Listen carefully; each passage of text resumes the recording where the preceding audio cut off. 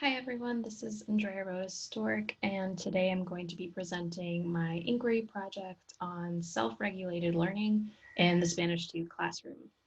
I just do this with Spanish 2 in particular because of the experiences that I had teaching it both last year and at the beginning of this year.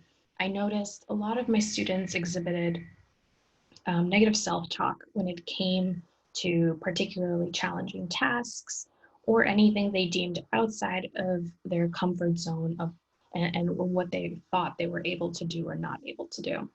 So I heard everything from I failed the last quiz, so I won't be able to do well on this quiz. I also heard I'm just not good at Spanish.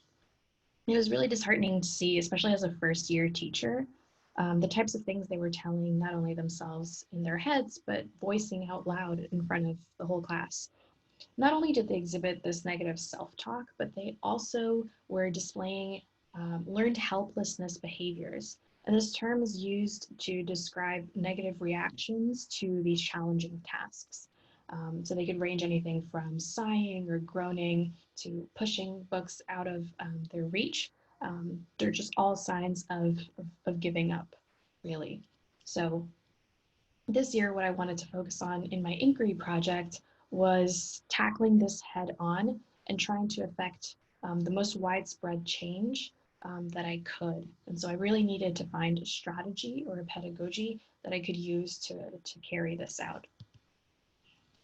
In my research, I was first drawn to studying theories of motivation. Why were some of my students motivated through this challenging task, and why were others not as much motivated? So I focused on these three theories in particular. Of course, Carol Dweck with growth mindset was instrumental in really figuring out that my students were struggling with fixed mindset. Fixed mindset being the belief that your intelligence is a fixed innate quality and you won't be able to change that no matter how much effort or persistence you put in. And I really wanted my students to, at the end of this, be more on the spectrum towards a growth mindset where they believe that they could impact change in their intelligence, they could grow their intelligence through effort and through persistence. And Bandura with self-efficacy, self-efficacy being the belief, your belief that you are able to do a certain task is really key in thinking about growth mindset. People who have a stronger sense of self-efficacy also have a growth mindset. And similarly with Locke's goal setting theory, and it's a trend that I saw all throughout the research, was that people's self-perceptions determine everything from what goals we set for ourselves to the amount of effort, the amount of persistence, and the amount of motivation we have for anything that we do. So the research overlaps in a stronger sense of self-efficacy. You are more likely to have more of a growth mindset. And the most interesting part for me was to see that these effective learners who have self-efficacy, who have growth mindset, are more self-regulating overall. So looking into self-regulated learning, the way I like to think about it is it's just a cyclical process that effective learners go through in order to become more independent and keep themselves motivated through their learning. In the first phase, you set personal goals for yourself, and you are probably more motivated because you have set those personal goals for yourself. In the second phase, you have self-monitoring. And in this phase, you're not only monitoring the progress you've made towards your goal, but you're also monitoring the strategies and approaches that you're using to reach that goal. In the final self-evaluation phase, you take stock of everything that you've accumulated in the process of reflection. Not only would you accept teacher feedback at this stage or peer feedback, but you would also realize which strategies worked for you personally and which didn't. And it allows you to adapt accordingly, and you can restart the process all over again. Obviously, out of all of this research, my question became what happens when I teach self-regulated learning skills to my Spanish 2 students? Will they have more of an improved growth mindset? Will they have a stronger sense of self-efficacy, believing in themselves and in their ability to learn Spanish? The interventions that I chose to carry out in my class were threefold.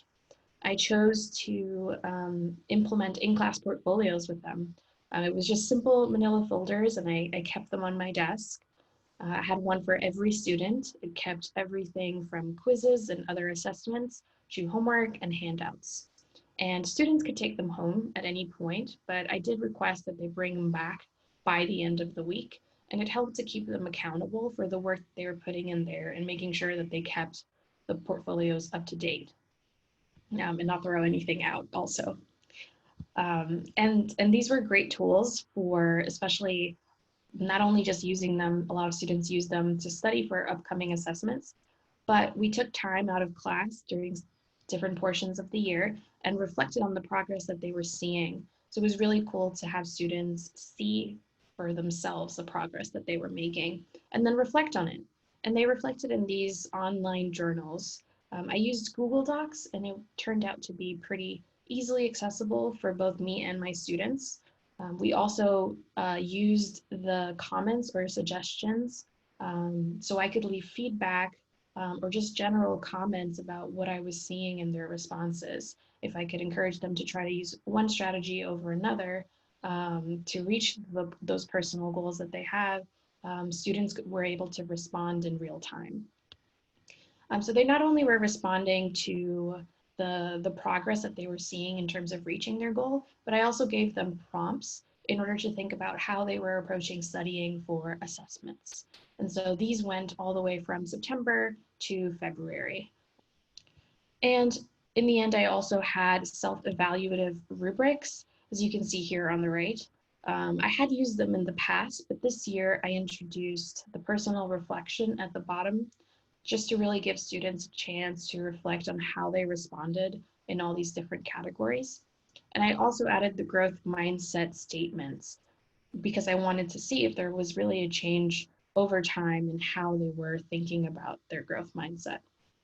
And on the left was just an example of a student journal that I had. For data collection, I had video footage and my teacher journal, which were really crucial for me to mark the changes in behavior and in that negative self-talk. And of course, the surveys. The surveys on top of the journals were ways that I really could get student feedback on the change that they were perceiving for themselves. So I had 2 surveys, one in September and one in February. So out of all of this, what are the takeaways for this work? It may seem silly to say, but if you teach self-regulation, there is going to be more self-regulation in your classroom and in your students. Students reported in their surveys that they were more likely to review class notes on a daily basis, much more often now than they were in September. And they are actually using those strategies we talked about in class. And these strategies could range everything from study strategies like blank page review all the way to more language task specific strategies like listening or speaking. One student remarked, "Thinking about my study habits has affected my learning by keeping me conscious about the ways that I can better learn the needed materials." So there's really this connection that the reflection they were doing was connecting to them being more effective learners. And overall, I remarked in my teacher journal, and it was evident in my video footage, that there was more participation from September to February, just across the board. And even though students still self-reported that they were more likely to volunteer when they did know the answer, there was a general trend of growth across volunteering. The first student remarked that they felt more comfortable than they did at the beginning of the year, and this has encouraged them to become a better Spanish speaker. Another student remarked, "I know I need to participate more because asking questions and participating more in class will help me get better." So again, there is this connection that what we were doing in class was really helping them not only be an effective learner, but also helping them in the end to be a better Spanish learner and a better Spanish speaker here. I also remarked that there were less helpless behaviors, which is really the biggest change that I really wanted to see if self-regulation impacted or not.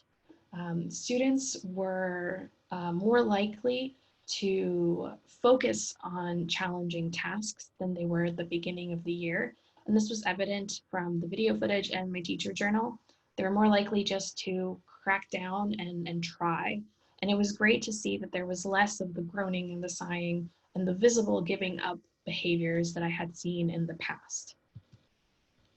And of course, again, students remarked in both their journals and the surveys that comfort and that confidence that they now had. While I can definitively claim that self-regulation itself really made those changes in my students, or that self-regulation alone affected those changes, I did see increased levels of confidence. I do see students having that ability to use those strategies that we talked about, to use them to approach challenging tasks. And I was really happy to see that they remained engaged through all the reflective process.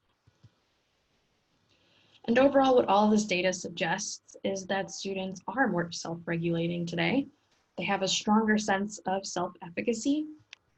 And even though I cannot say they have a growth mindset, the data suggests that they're more on that scale towards growth mindset. However, I do have to remark that two students who, it's important for me at least to know that they are high achieving, found that self-regulation was not helpful for them. Here's an example of a student from their journal, and they said, thinking about how I'm studying and preparing for assessments hasn't really impacted my learning, mostly because I am proud of the scores I have received in this class thus far, and I think that what I am doing is working for me.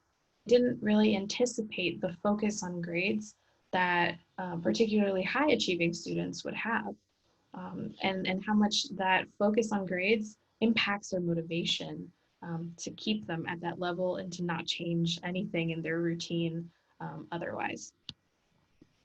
Other than that, I think moving forward, I want to really put out the idea that teachers need growth mindset if they care about growth mindset and want to see that change in their students. I definitely was not closer to growth mindset in September. I feel I'm more on the growth mindset scale now, having been on this journey alongside my students. But this journey took a lot of time, patience, and energy. And there were lots of times when I thought that there weren't any changes, positive or negative, with what I was doing. And so really being patient with ourselves and knowing that we are improving our craft as we go along is really crucial for the way that we're going to interpret what students are saying about what we do in class. I also was really pleased to see the amount of engagement that students had with the reflective process and how honest they were. So I really want to continue that reflective work and perhaps try to do that more in the target language moving forward. As you can see on the left here, this is a screenshot from Zoom. And this term we are, doing online learning, and I'm excited maybe to have that decreased focus on grades this term and seeing how this will impact their growth mindset by June as well. And I wanted to end finally by, of course, saying thank you to my lovely and inspiring students, to my mentors and colleagues at Loomis, especially Scott McClintock, to all of my Penn professors, and I should have written all of my Penn fellows, as well as family and friends who have guided me through this incredibly taxing but rewarding journey, and of course to Carol Dweck. Thank you so much for watching.